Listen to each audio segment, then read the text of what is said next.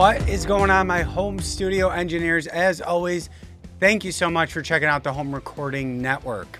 I recently posted a video on using mid-side EQ in your home recorded mixes, and right after I posted that video, someone reached out asking me if I could make another video showing how to do this in Logic with their plugins.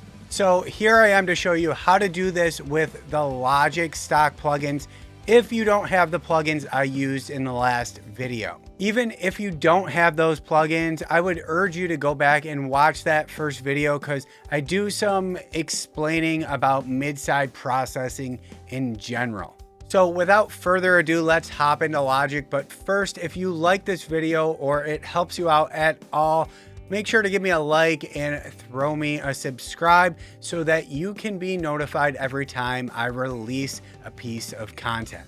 All right, let's hop in the DAW. All right, so I think this is the mix that we used in the last video as well.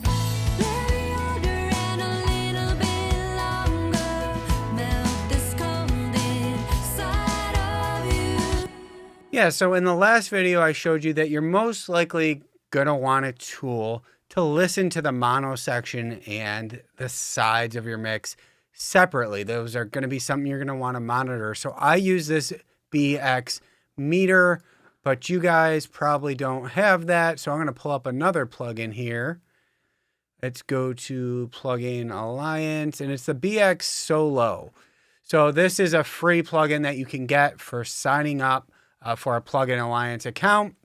And this is going to allow you to do your monitoring for any work you need to do in mid-side. I don't know if Logic has a tool for this or not. I'm not sure. So I'm just going to show you this one.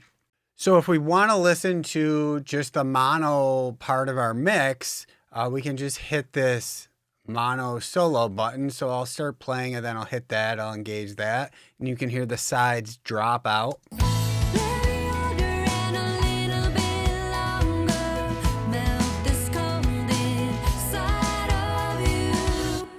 And then we can do the same with the sides.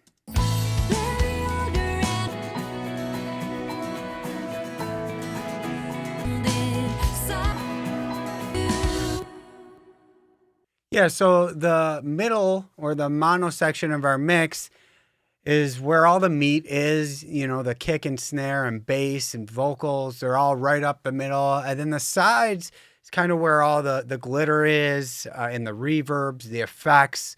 So this mix doesn't sound great in mono, and it doesn't sound great with just the sides. Like, we need both of these elements, right? So now in Logic, we can EQ these separately. So I'll just keep this plugin up here in case we want to do any monitoring.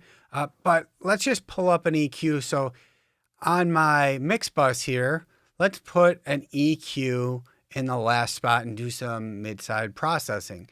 So we can use any of the EQs really in Logic here. So I'm going to use the linear phase EQ, but you can do this with the channel EQ as well. So the linear phase EQ is something that you might want to use on your mix bus or something like that. So let's just choose that one. So let's pull that up and see what we got. By default here, we are working in stereo. So that means if we make an EQ change here, we are affecting all of our mix, the sides and the middle. So if we do a bump here at maybe 2.5, we're going to boost both the sides and the mono section of the mix.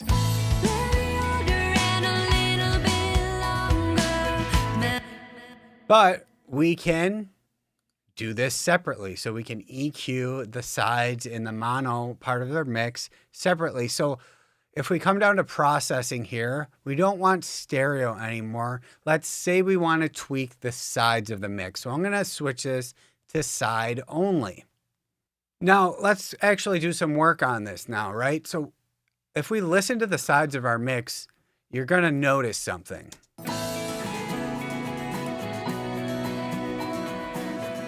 There's not really any low end in the sides of our mix, and there really shouldn't be. Because like I said, the kick drum and the bass guitar, that's all right up the middle. So we typically don't want any real low end on the sides. So to ensure that, we might want to do a high pass filter here up to anywhere from 90 to 120 hertz.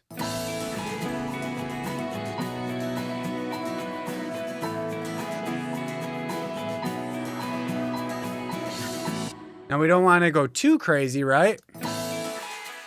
We don't want to roll off all that. But let's just bring it up to, I don't know, 100 hertz there. So now we are ensuring that there is no low end coming through below 100 on the sides of our mix, which is great. This is something a mastering engineer would probably do anyways. Now, something else a lot of people are doing to the sides is giving a high shelf up near the 10, 12K area. And this sort of just brightens up our sides and makes the mix more exciting. So let's see what happens if we do that. So I'm going to move this up to, let's say, 12K and let's do some boosting. And I won't solo the sides because I kind of want to hear them with the mono section as well.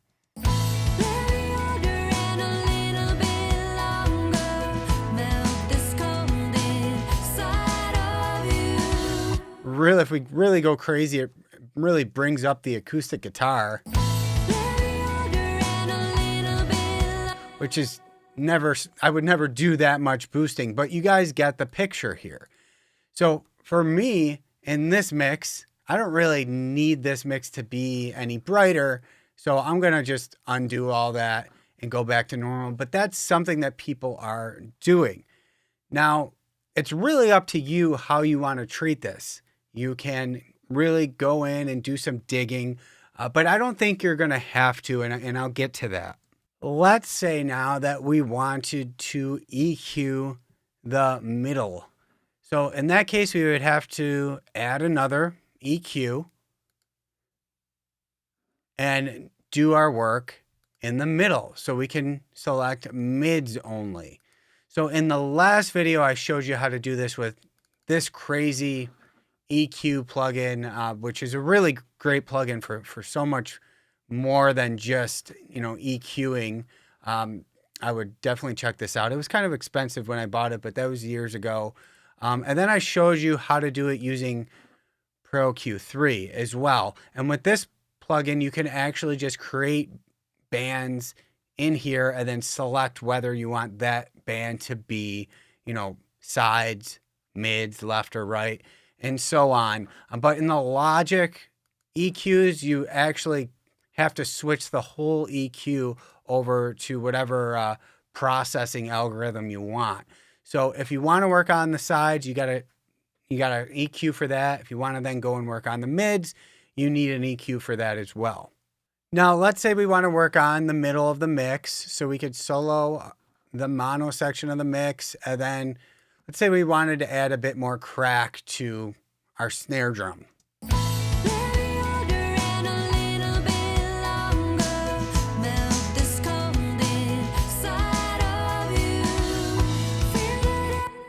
And then maybe we want to add some more bottom to the middle as well.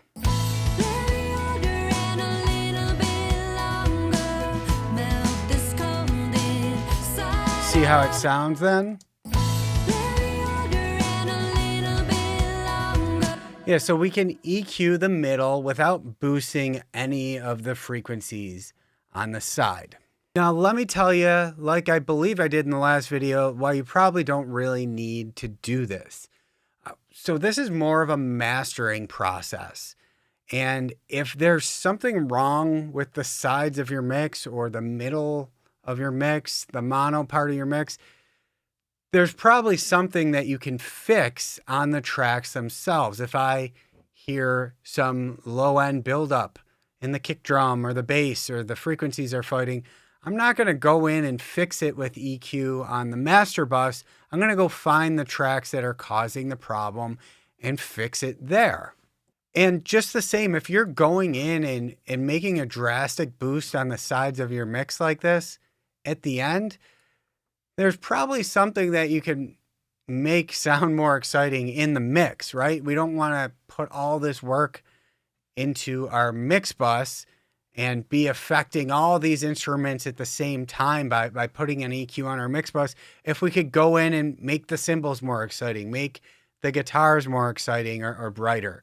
So all this work should really be able to be done in the mixing stage instead of on the master bus or on your mix bus like this. Now, if you are going to try something like this out, I would just tell you to keep the moves pretty minimal. And like I said, make sure you're getting the mix right and mixing the individual tracks to your liking before you go and make major moves at the very end like this. That's really it. That's how you do some mid-side processing with EQ, specifically in Logic with their stock plugins. But let me know if you have any other questions. Happy mixing, guys. Hey guys, if you like this video, be sure to download your free Ultimate Home Studio Mix Guide with your go-to EQ and compression settings for all your tracks. And also be sure to register for my free online mix training that I hold a couple times a week so that you can learn how to make radio quality music from your home without breaking the bank.